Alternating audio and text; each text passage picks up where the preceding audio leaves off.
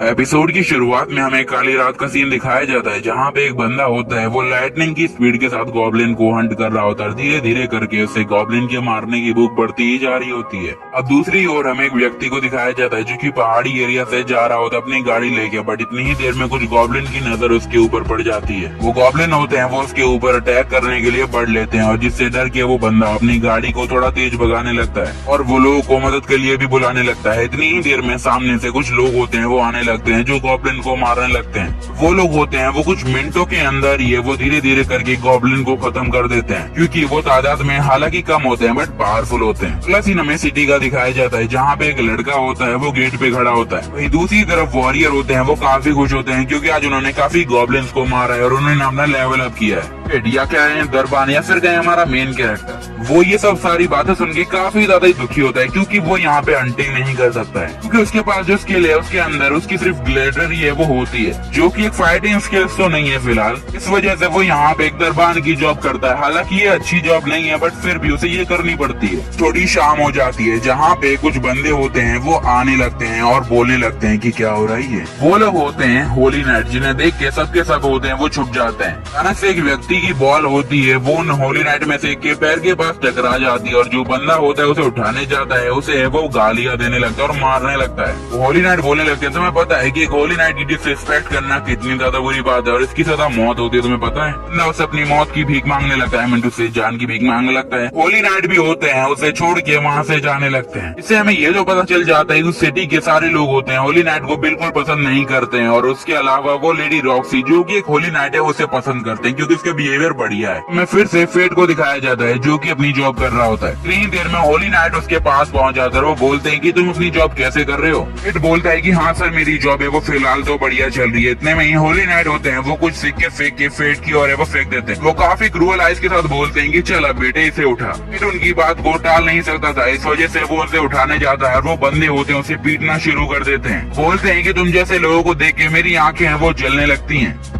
तुम तो ऐसे ट्रीट करते हो कि जैसे हम होली नाइट तुम्हें खाने तक को नहीं देते, और वो अपनी क्रूअलनेस दिखाने में कोई कमी भी नहीं छोड़ रहे होते हैं। यहाँ पे फेट की हालत काफी खराब हो चुकी होती है। इतने में ही एक लड़की बोलती है तुम्हें क्या लगता है तुम जिंदा बचोगे। देखो जैसे तुम्हारे पास स्किल है ना वो किसी काम की नहीं है, फिर भी हमने तुम्हें जॉब पे रखा है तो तुम्हें हमारा एहसानमंद होना चाहिए, क्योंकि अगर गॉड तुम्हें कोई स्किल नहीं देते तो उसमें हमारा क्या, हम तो तुम्हें जॉब दे रहे हैं तो हमारे एहसानमंद बनो। फेट उठने की कोशिश करता है बट वो लोग फिर से उसे मारने लगते हैं। फेट बोलने लगता है कि मैं मर जाऊंगा अगर आप ऐसे ही मारते रहे तो। इतनी देर में एक लड़की जिसका नाम होता है रॉक्सी हार्ट वो वहाँ पे आ जाते हैं। वो बोलती कि तुम्हें शर्म नहीं आती है, तुम होली नाइट और ऊपर से एक व्यक्ति को ऐसे मार रहे हो। होली नाइट का काम होता है लोगों की हिफाजत करना, बट तुम तो इसे मार रहे हो। रेबेल होता है उनमें से एक बंदा होता है, लीडर होता है, वो बोलता है कि देखो यार हम अपनी जॉब की जगह इससे काम करवा रहे हैं तो प्रॉब्लम क्या है, हम इसे पेमेंट दे रहे हैं जो कि इसे चाहिए। ऐसे भी जॉब को देखने का नजरिया है वो तुम्हारा और मेरा काफी ज्यादा ही है वो अलग है, और इसी के साथ वो वहाँ से चले जाते हैं। रॉक्सी होती है वो फेट की और अपना हाथ बढ़ाती है और वो बोलती है क्या तुम ठीक हो। फेट होता है वो खड़ा होता है, वो बोलता है कि हाँ मैं ठीक हूँ, और वो जैसे ही रेबेल को देखता है वो डर जाता है क्योंकि उसकी आंखें उसे मारने को दौड़ रही होती है। रॉक्सी उसके ब्लड को है वो साफ करने लगती है जिससे वो थोड़ा शर्मा जाता है और वो बोलता है कि प्लीज छोड़िए। रॉक्सी बोलती है कि वो लोग तो बेवकूफ है, बट जो भी हो तुम मेरे साथ अपनी जॉब है वो शिफ्ट कर लो कुछ टाइम के लिए, फिर हम यहाँ से चलते हैं। फेट बेशर्मों की तरह अपना झंडा होता है और अपनी जॉब होता है उसके साथ शिफ्ट कर लेता है। रॉक्सी होती है काफी भावुक आंखों के साथ उसे बोलती है कि अगर वो लोग तुम्हें फिर से परेशान करें तुम सीधे मुझे बताना। फेट पहले कुछ बोलने की कोशिश करता है बट वो अपनी बात को दबाते हुए बोलता है कि वैसे मुझे सब चीजों की आदत है तो ठीक है मैं चलता हूँ। रॉक्सी उसे देखती ही रह जाती है और वो वहाँ से एक बार के अंदर चला जाता है, और वो अभी भी रॉक्सी को याद कर रहा होता है कि कैसे उसने बोला था कि अगर वो तुम्हें फिर से परेशान करें तो मुझे रिपोर्ट करना।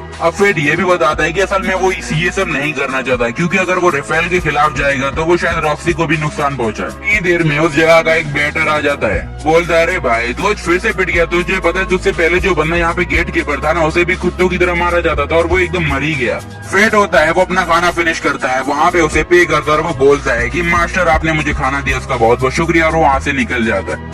फेट बोलता है कि मैं रिबॉर्न होना चाहता हूँ जिससे मैं अभी लोगों की तरह बन पाऊँ जिनके पास कुछ तो यूजफुल स्किल हो, नॉट लाइक मी, जिसके पास कोई स्किल ही नहीं है। वो बोलता है कि अगर मैं कोई मर्चेंट ही बन जाऊँ ना, मेरे को बहुत गर्व होगा। अपने घर को जा ही रहा होता है, इतनी ही देर में उसकी नजर होती है, वो दीवार पे जाती है जहाँ पे कोई होता है, वो दीवार फांद रहा होता है। और जैसे ही उन लोगों को दीवार फांदते हुए देखता है, वो सीधा चला जाता है रॉक्सी के पास और उससे जाके सब कुछ बता देता है कि कैसे कोई है वो दीवार फांदने की कोशिश कर रहा था। और जो रॉक्सी होती है वो उसके साथ अपनी जॉब को अभी फिलहाल के लिए शिफ्ट करते, और वो बोलती है कि तुम फिलहाल अभी यहाँ पे रहो और मैं यहाँ से उन लोगों को पकड़ने भागती हूँ। वो बोलता है कि आप अकेली जाएं, ये सही रहेगा? तो वो बोलती है कि मुझे मेरी पावर में पूरा यकीन है। कुछ देर तक वहाँ पे एकदम सन्नाटा सा छा जाता है। फिर ये उम्मीद कर रहा होता है कि दरवाजे से रॉक्सी आएगी, बट वहाँ पे सो एक बैंडेड आ रहा होता है। फिर वहाँ से भागने लगता है जिससे वो अपनी जान बचा सके, बट इतने में ही उसे याद आता है ये शिफ्ट तो अभी यहाँ पे रॉक्सी की, अगर वो यहाँ से भागता है तो वो भी ट्रबल में पड़ जाएगी। तो अब वो उस आदमी से लड़ने का सोच लेता है और उसके सामने अपने स्पीयर को लेके खड़ा हो जाता है और कुछ ही पल में वो स्पीयर को उसके अंदर घोप देता है। यानी कि ये हमारे फेट की लाइफ का सबसे पहला किल होता है, जिसे देख के वो काफी ज्यादा खुश और काफी ज्यादा हैरान भी होता है। तभी एक आवाज आती है, ग्लिटरी स्किल एक्टिवेटेड। यहाँ पे फेट को एक स्किल मिल गई होती है जिसके अंदर अब वो किसी का भी माइंड रीड कर सकता है। और कुछ ही पल में वो एकदम हैरानी के साथ वो बोलता है क्या चल गिरा है।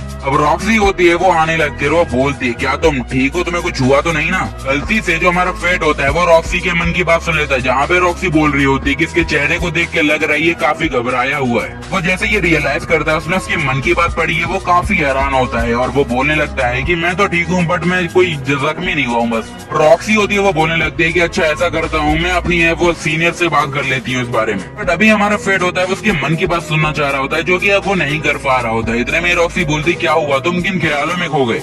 फेट बोलते हैं नहीं मुझे कुछ नहीं हुआ, बस मैं ऐसे ही ख्यालों में खो गया था। रॉक्सी फिर से बोलती है कि मैं चाहती हूँ कि आज जो तुमने ये किल किया उसका क्रेडिट है वो तुम ले लो, क्योंकि यार आधा काम तो तुम्ही ने किया है, मुझे इन्फॉर्मेशन दी और इस बंदे को मार के। तो हमारा जो लौंडा या फिर कहीं फेट होता है वो बोलने लगता है अगर राफेल को पता चल गया तो मेरी तो खैर नहीं और तुम्हारी भी। सी उसका है वो शुक्रिया अदा करने लगती है, अगर वो यहाँ पे आज नहीं होता तो शायद वो इन चीजों को है वो हैंडल ही नहीं कर पाती। फेट बोलता है मैंने इतना भी कुछ है वो खास नहीं किया है। रॉक्सी होती है वो फेट को है वो ऑफर मारती है कि अगर तुम चाहो तो तुम हाउस ऑफ आर्ट यानी मेरे घर के अंदर काम कर सकते हो और तुम्हारे पास दूसरा ऑप्शन है यहीं पे रुको और उन तीनों लोगों की है वो जुल्मी सहो, क्योंकि अगर तुम्हारा फ्यूचर है वो तुम्हारा है तो तुम्हें सोचना है कि तुम्हें आगे क्या करना है। बट हमारा फेट हैरान होता है आखिरकार उसके साथ कोई इतना अच्छा बिहेव कैसे कर रहा है। दूसरी तरफ ये भी हैरानी होती है कि अब वो रॉक्सी के अंदर काम करने वाला है। फेट एक अच्छा व्यक्ति होता है, वो बोलता है कि अगर मैं आज यहाँ से चला गया वो किसी और को पकड़ेंगे और पीटना शुरू कर देंगे। रॉक्सी उसे ये भी समझाने लगती है कि देखो यार इसमें चिंता करने वाली कोई बात नहीं, ये देखो गार्डियन है वो एक जॉब होती है जो कि किसी न किसी को तो करनी ही पड़ेगी। फेट भी उसके लिए काम करने के लिए मान जाता है, जिससे रॉक्सी भी काफी खुश होती है। हमें दिखाया जाता है जो हमारा लौंडा फेट होता है वो कमरे में बैठ के ये सोच रहा होता है कि आज उसके साथ हो क्या रहा है। उसके पास एक नई स्किल आ गई है जिससे वो लोगों का माइंड रीड कर सकता है और उसे रॉक्सी की याद भी आ जाती है कि कैसे उसने उसका माइंड रीड कर लिया था, वो भी गलती से। उसकी नई स्किल होती है वो एक्टिवेट हो चुकी होती है, इस कारण से उसकी बॉडी में काफी ज्यादा ये वो असरकारक बदलाव आ रहे होते हैं। गलती से हमारा फेट ये इमेजिन कर लेता है कि शायद वो मॉन्स्टर को हराने के काबिल बन चुका है, तो वो अगले ही मॉर्निंग में अपने लिए कुछ वेपन लेने के लिए निकल जाता है। हालांकि उसे नहीं पता होता है कि उसके साथ क्या होगा। बट इतने में एक आदमी आके बोलता है सर जी कौन सी चिपकाओ, से कौन सी बेचूं आपको?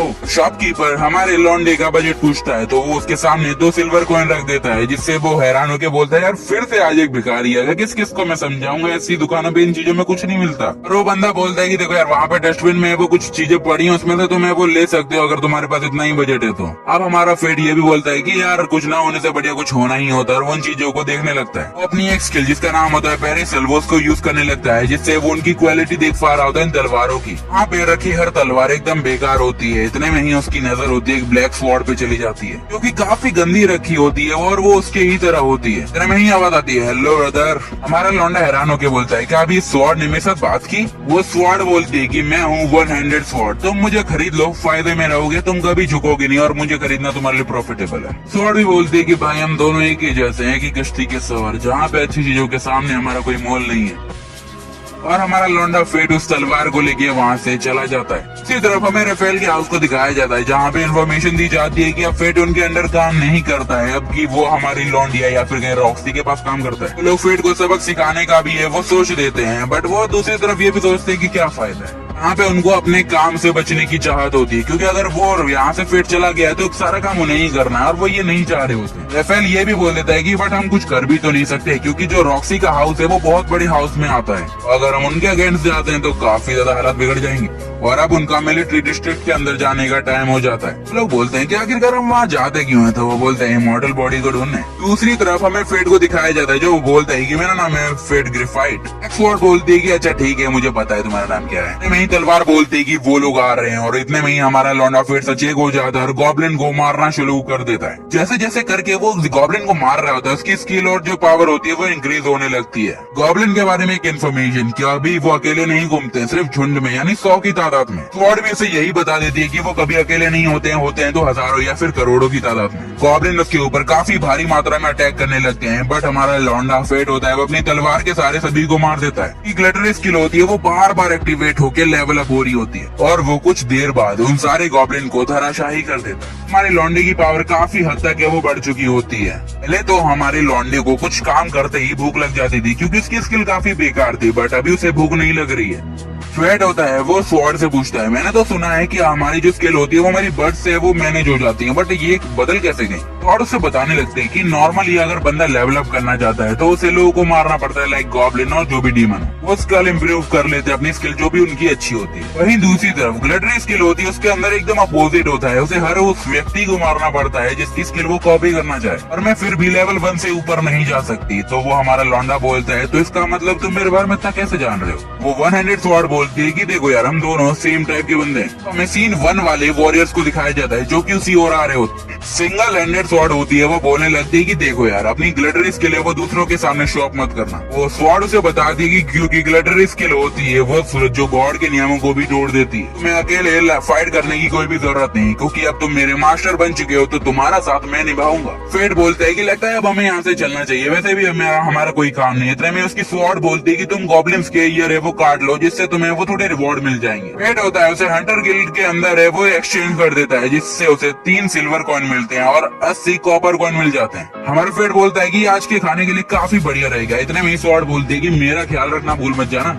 वो लोग अपने घर के रास्ते जा ही रहे होते हैं, इतने में ही वो एक आदमी से टकरा जाता है, और वो होता है वो गिर जाता है। हमारे फेट की नजर होती है वो एक गली में खड़ी हुई लड़की पे जाती है जो बहुत ज्यादा डरी हुई होती है। हमारा फेट उसकी स्किल कॉपी करने की कोशिश करता है, फिर कहीं देखने की कोशिश करता है तो उसे नहीं देख पाता है। उसके पास होती है कंसोल स्किल। अब उसकी स्वॉर्ड भी उसे चेतावनी देती है कि तुम क्या करने वाले हो सकता है वो उस लड़की को किडनैप करके चल रहा हो। फेट बोलता है कि यार मैं कुछ ना करूँ, ऐसा तो हो ही नहीं सकता, और वो उस बंदे के पीछे भागने लगता है। हमें उसी बंदे को दिखाया जाता है जो एक अंधेरी जगह पे उसे बोलता है कि तुम एक यूजलेस लड़की, बस हम तुम्हें थोड़ा यूज में ला रहे हैं होली नाइट्स के लिए। तुम्हें समझे में आ रहा है ना हम क्या कहना चाह रहे हैं। लड़की डर के मारे रोने लगती है और वो बंदा हंसने लगता है। हमारा फेट उसे छुप के देख रहा होता है, वो सोच रहा होता है इसे क्या करना चाहिए, क्योंकि वो बंदा काफी एक्सपीरियंस लग रहा होता है, बट उस लड़की को रोते हुए देख वो फा नहीं रहा होता है।